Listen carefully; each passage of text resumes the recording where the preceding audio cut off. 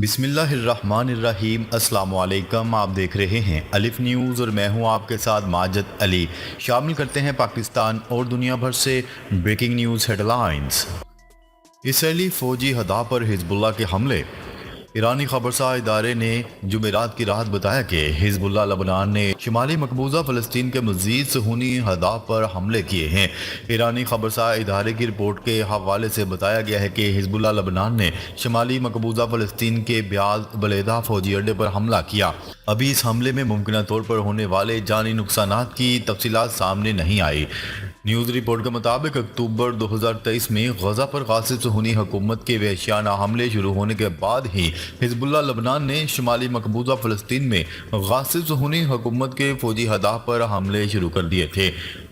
غزہ کی مظلوم عوام اور استقامتی فلسطینی محاذ کی حمایت میں حزب اللہ کے ان حملوں کا مقصد غزہ پر صہیونی حکومت کا فوجی دباؤ کرنا تھا، اور حزب اللہ اپنے اس مقصد میں بہت حد تک کامیاب رہی، کیونکہ اس نے اب تک صہیونی افواج کے ایک بڑے حصے کو شمالی محاذ پر انگیج رکھا ہوا ہے۔ اس کے علاوہ شمالی مقبوضہ فلسطین کے اندر غاصب صہیونی حکومت کے فوجی اور اسٹریٹجک اہداف پر حزب اللہ کے حملوں میں کافی جانی اور مالی نقصان پہنچا ہے۔ اس کے ساتھ حزب اللہ کے حملوں کے نتیجے میں شمالی مقبوضہ فلسطین کی بہت سے غیر قانونی صہیونی کالونیاں خالی ہو گئی ہیں، جس پر خود صہیونی میڈیا نے بارہا اعتراف کیا ہے کہ شمالی مقبوضہ فلسطین پر حزب اللہ کے حملے کے نتیجے میں صہیونی فوج کو سنگین نقصان پہنچا ہے۔ خبر کے اگلے حصے میں بات کرتے ہیں حزب اللہ کے میزائل حملے کے بعد صہیونی حکومت کے سب سے بڑے جاسوسی اور انٹیلیجنس مراکز میں سے ایک بند ہونے کے دہانے پر۔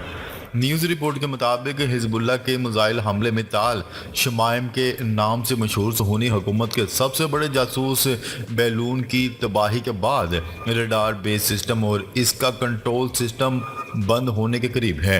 حزب اللہ کے حملے کے بعد مقبوضہ جولان میں صہیونی حکومت کا جاسوسی مرکز بند۔ اس اخبار کی رپورٹ کے مطابق صہیونی حکومت کی وزارت جنگ اور اس اڈے کو بند کرنے اور اس کے کنٹرول اور آپریشن یونٹ کو ختم کرنے پر غور کر رہی ہے۔ حزب اللہ کے حملے کے بعد مقبوضہ گولان میں صہیونی حکومت کا جاسوسی مرکز بند۔ صہیونی حکومت کے ذرائع ابلاغ نے رواں سال 25 مئی کو بتایا تھا کہ لبنان کی حزب اللہ نے دھماکہ خیز مواد کے حامل ڈرون کا استعمال کرتے ہوئے طبریاس جھیل کے قریب سب سے بڑے ریڈار اور جاسوسی مرکز کو بھاری نقصان پہنچایا ہے، جبکہ اسرائیلی رجیم سب سے بڑے جاسوسی بیلون کو تباہ کر دیا ہے۔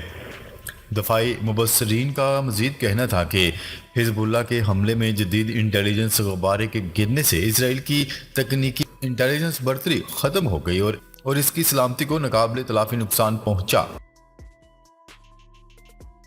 خبر کے اگلے حصے میں بات کرتے ہیں یوکرین کو امریکہ کے دیے ہوئے 6 میں سے ایک F-16 لڑاکا طیارہ گر کر تباہ۔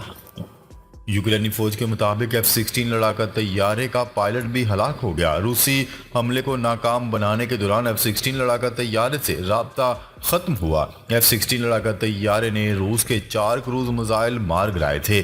دشمن کے اگلے ہدف کی جانب بڑھ رہا تھا جب رابطہ ختم ہوا۔ امریکی حکام کا کہنا ہے کہ F-16 لڑاکا طیارے کا تباہ ہونا روسی حملے کا نتیجہ نہیں لگتا۔ وجہ ممکنہ طور پر پائلٹ کی غلطی یا تکنیکی خرابی ہو سکتی ہے۔ یوکرین کو رواں ماہ ہی امریکہ سے 6 F-16 لڑاکا طیارے ملے تھے۔ یوکرینی صدر زیلنسکی نے 4 اگست کو F-16 لڑاکا طیارے یوکرینی پائلٹوں کے زیر استعمال ہونے کا دعویٰ کیا تھا۔ خبر کے اگلے حصے میں بات کرتے ہیں سابق امریکی صدر ڈونلڈ ٹرمپ نے دعویٰ کیا ہے کہ صرف میں ہی روس یوکرین تنازع ختم کر کے عالمی جنگ روک سکتا ہوں۔ ریپبلکن پارٹی کے امریکی امیدوار ڈونلڈ ٹرمپ کا کہنا ہے کہ روس کے علاقے ایک عرصے میں یوکرینی آپریشن سے تیسری عالمی جنگ شروع ہو سکتی ہے۔ ٹرمپ کا دعویٰ ہے کہ وہ واحد شخص ہیں جو روس اور یوکرین کے درمیان جنگ کو ختم کر کے عالمی جنگ کو روک سکتا ہے۔ خبر کے اگلے حصے میں بات کرتے ہیں اسرائیلی فوجیوں کا غزہ جانے سے انکار، حکم عدولی کی صورت میں کورٹ مارشل کی دھمکی۔ सुहनी ज़राए ने तकरीबन 20 फौजियों के गजा की पट्टी के खिलाफ जंग में वापस जाने से इनकार कर देने की खबर दी है। सुहनी हुकूमत के कान टीवी ने रिपोर्ट दी है कि सुहनी फौज की इन्फेंट्री दस्ते से वाबस्ता ब्रिगेड के तकरीबन 20 फौजियों ने गजा में महाज जंग पर जाने से इनकार कर दिया। इस सुहनी टेलीविजन चैनल की रिपोर्ट के मुताबिक सुहनी फौज ने तकरीबन 10 फौजियों को गजा में महाज जंग पर वापस न जाने की सूरत में हुक्म अदूली के जुर्म में कोर्ट मार्शल करने की धमकी दी है। सुहूनी हुकूमत के फौजी अदारे ने इन फौजियों को कानूनी तौर पर वार्निंग दे दी है, लेकिन इन फौजियों ने अपने कमांडर से कहा है कि गजा जंग में 10 महीने तक लड़ने के बाद अब इनमें दोबारा गजा पट्टी वापस जाने की हिम्मत नहीं है और इन्हें आराम की ज़रूरत है। ताहम वो दीगर जिम्मेदारियां निभाने के लिए तैयार हैं। कान टेलीविज़न ने बाज़ फौजियों के हवाले से रिपोर्ट दी है कि वो हमारे साथ ऐसा बर्ताव करते हैं जो ताज़ा ट्रेनिंग करके आने वाले फौजियों के साथ किया जाता है और हमें मजबूर करते हैं कि या गजा के अंदर फौजी कार्रवाइयों में हिस्सा लो या जेल जाओ। इस रिपोर्ट में कहा गया है कि फौजियों के तकरीबन 1/4 नौजवानों ने नफसियाती, तिब्बी या ज़ाती वजूहात की बिना पर ड्यूटी से इस्तिस्ना हासिल कर लिया या छुट्टी पर चले गए।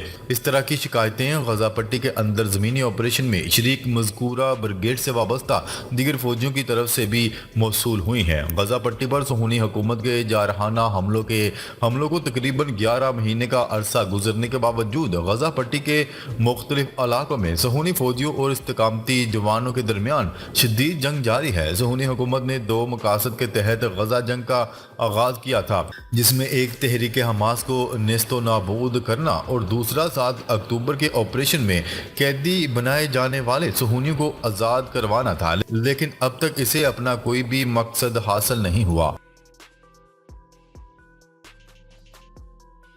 खबर के अगले हिस्से में बात करते हैं शाम में कार पर इसराइली हमले में हिजबुल्लाह और इस्लामिक जहाद के 4 सरकर्दा रहनुमा शहीद। इसराइल ने शाम में एक कार ड्रोन हमला कर दिया, जिसके नतीजे में कार मुकम्मल तौर पर तबाह हो गई और इसमें सवार 4 अफराद शहीद हो गए। अरब मीडिया की रिपोर्ट के मुताबिक इसराइली फौज ने कार को इस वक्त निशाना बनाया जब वो शाम के दारुल हुकूमत दिमश्क में शाम और लबनान की सरहद के नज़दीक बैरूत रोड पर एक चौकी को अबूर कर रही थी। ड्रोन लगते ही कार में आग भड़क उठी। रॉयटर्स की रिपोर्ट के मुताबिक 2 नहायत काबिल एतबार सिक्योरिटी ज़राए ने नाम न ज़ाहिर करने की शर्त पर बताया है कि कार सवार ड्रोन हमले में शहीद होने वालों 3 फ़लस्तीनी जंगजुओं और 1 लबनान की हिजबुल्लाह का कमांडर शहीद हुआ है। दोनों ज़राए ने रॉयटर्स को इस बात की भी तस्दीक की है कि इसराइली ड्रोन का निशाना बनने वाली कार में मौजूद अफराद निहत्थे थे और गाड़ी में ना तो असला था और ना ही बारूदी मवाद था।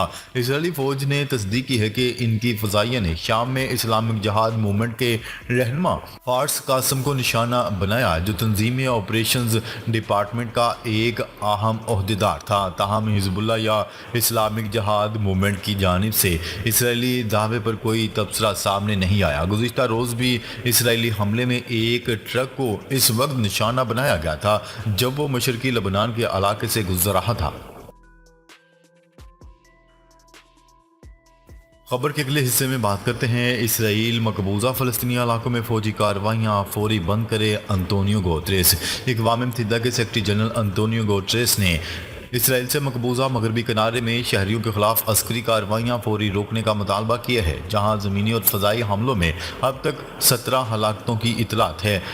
अपने तर्जुमान स्टीफन डोजार्ड की जानिब से जारी करदा बयान में सेक्रेटरी जनरल ने कहा कि इन्हें तौलकरम में तोबास में फ़ज़ाई हमलों पर सख्त तशवीश है, जहाँ इंसानी जानों के ज़िया के अलावा लोगों के घरों को भी निशाना बनाया जा रहा है। उन्होंने हमलों में बच्चों समेत मुतअद्दिद अफराद की हलाकत को अफसोसनाक करार देते हुए इसकी सख्ती से मज़म्मत की है। खबर के अगले हिस्से में बात करते हैं कैमिला हैरिस के खिताब के दौरान फ़लस्तीनियों के हक में एहतजाज। अमरीकी रियासत जॉर्जिया में डेमोक्रेटिक सदारती उम्मीदवार नायब सदर कैमिला हैरिस के खिताब के दौरान फ़लस्तीनियों के हक में मुजाहरा किया गया। मुजाहरीन ने गज़ा की सूरत हाल और फ़लस्तीनियों पर مظالم کے خلاف احتجاج کیا اور کیملا ہیرس کے خطاب کے دوران فلسطینی حامی مظاہرین نے غزہ میں جنگ بندی اور فلسطین کو آزاد کرو کے نعرے لگائے۔ کیملا ہیرس کو خطاب روکنا پڑا اور مظاہرین سے نعرے بند کرنے کی اپیل کی گئی۔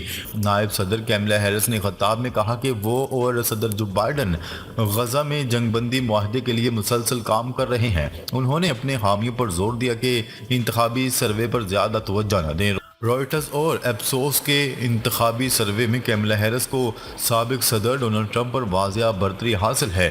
نائب صدر کو 45 اور ڈونلڈ ٹرمپ کو 41% ووٹرز کی حمایت حاصل ہے۔ وال اسٹریٹ جرنل کے سروے میں کیملا ہیرس کو ڈونلڈ ٹرمپ کے مقابلے میں 1% کی برتری حاصل ہے۔ ناظرین، اب تک کے لیے اتنا ہی۔ مزید خبریں لے کر بہت جلد آپ کی خدمت میں حاضر ہوں گے۔ تب تک کے لیے اپنا خیال رکھیے گا۔ اللہ نگہبان۔